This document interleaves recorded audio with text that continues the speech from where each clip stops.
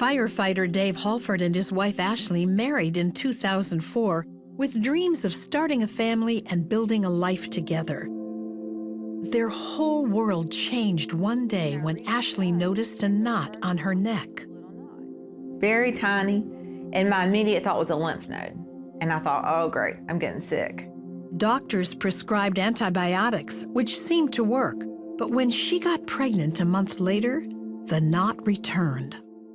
He put me on another round of antibiotics. And again, the knot seemed to respond to that. It shrunk back down. But at 8 months, when I was 8 months pregnant, it grew like violently. It got really big. It also became painful, so her doctor did a biopsy as a precaution. Ashley got a call from her doctor the next day. The very first thing he asked me, he said, "Is David with you?" And instantly, I knew then. He said, "It's malignant." But then just a whirlwind of emotions, you know, hard to even explain, just everything from anger to fear to disbelief. My wife and my unborn child here is my whole world. And now suddenly that's just turned upside down.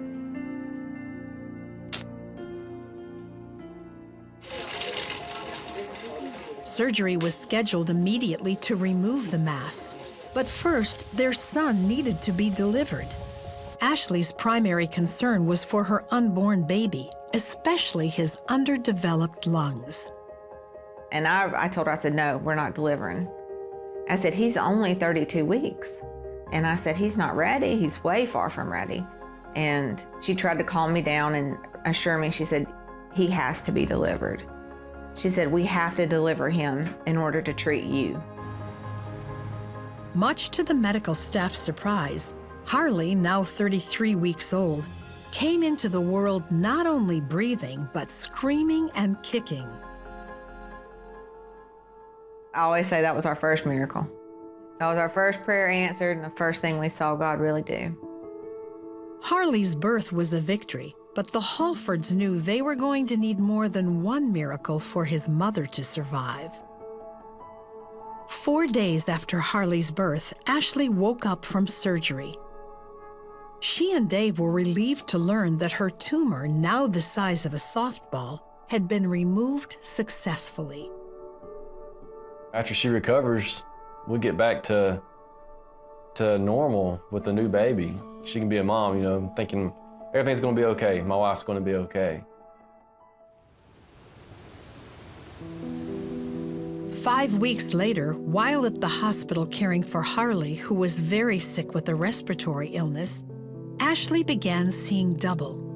Dr. Deborah Miller ordered CT scans and found the cancer had spread. At that point, she was stage 4. So she had developed metastases to the lungs and along the perineural lining up into the cavernous sinus in the brain. This is it. I thought, you know, I have brain cancer. I thought I'm gonna die. And man,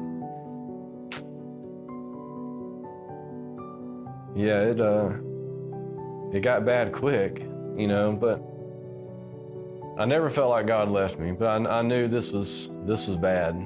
This is real bad. And all I could do was just, I remember laying in bed crying and praying.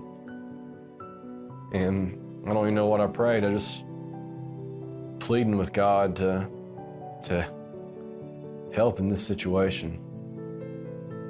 Ashley started a regime of chemotherapy and radiation, but her scans showed the tumors growing and multiplying. And the actual report says innumerable tumors present. Dr. Miller then changed Ashley's treatment, but didn't offer much hope for success. Even before we found the metastases, the prognosis was poor. We knew that the chances were this would recur, and that at that time, if you recur and you have distant disease, it's terminal. Dave struggled with his faith as he watched his wife suffering. And up until this point, I'd just been pleading with God. I mean, almost arguing with, I felt like, with God. Just, you know, please heal Ashley. Please heal her, you know. Please take this cancer away.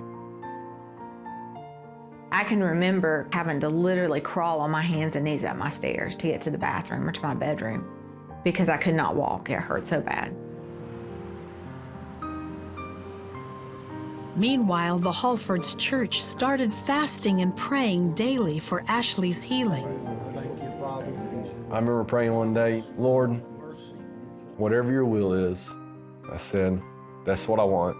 So if it's for Ashley not to make it, I prayed that she wouldn't be in a lot of pain.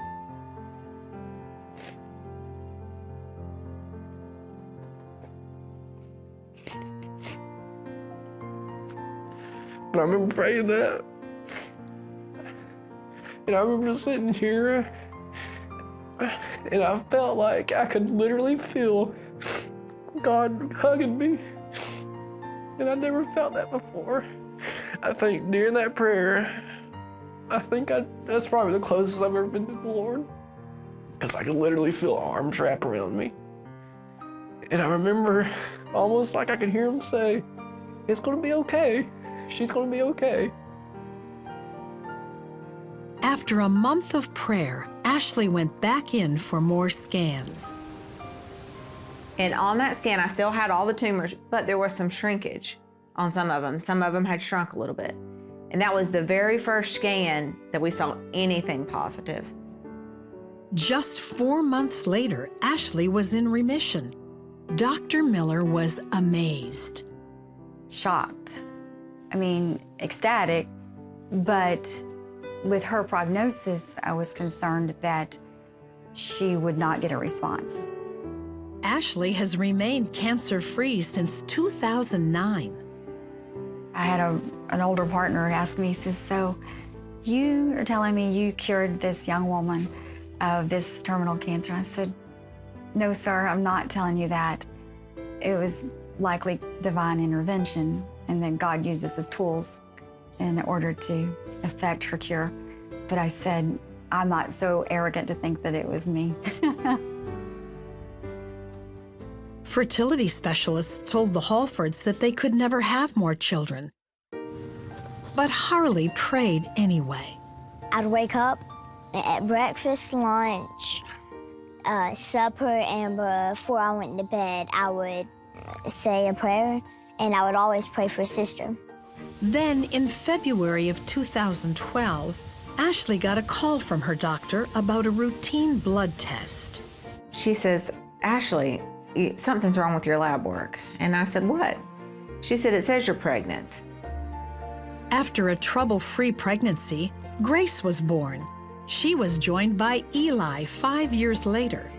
The Halfords say they know firsthand that prayer changes everything. Everyday things, I give it to God, give it to him, and I know from my past experience with the Lord that he's going to take care of things. You know, I don't have to worry about it. But now when somebody says, will you pray for me? I really try to take that to heart, because I think back to all the people who prayed for me and the outcome we saw of that and how God answered that prayer, and it really changed how I pray for people.